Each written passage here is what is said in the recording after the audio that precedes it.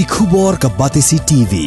Lawan ra ashapi dak Orange Nissan Looms Hope Ho near Fire Brigade Shillong, ringkat bat ka M Crown Hotel Kendailat Shillong, ka Three Olives Restaurant, bala play nakbentaban Shakriya P, habo ka Jingdawa jong ka Bio Bubble Antivirus Coating, ringkat ka Cosmic Kingdom, ka Jakai lekai bapaw ha Shillong, bala yada na ka Bio Bubble Antivirus Coating, bala le da ka Meva Enterprise. Ka Kanun Menteri Kepala Shong ya ka Jingdawa, ha ka khat kendai terik, jong Kuala Lengkot arajar arpoi.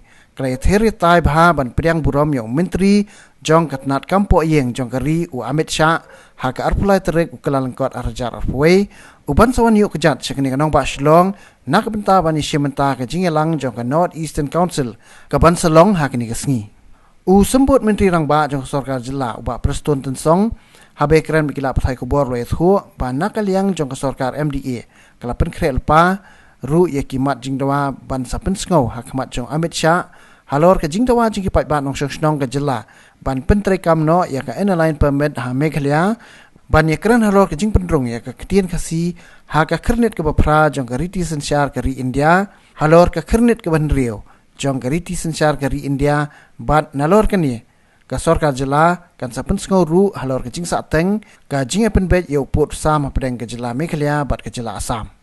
We were discussing about the coming of our Honorable Union Home Minister, and ultimately we decided that appointment will be sought from the government, MDA government, meeting the Honorable Union Minister on the 23rd of this month. It is confirmed the Honorable Union Home Minister will come.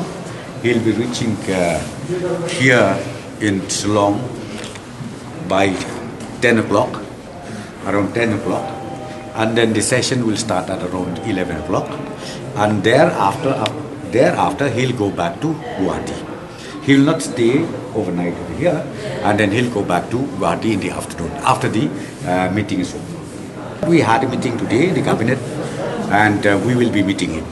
So we already sought an appointment, so we don't know yet what time he will be given us the meeting time. Pending issues like resolution on ILP.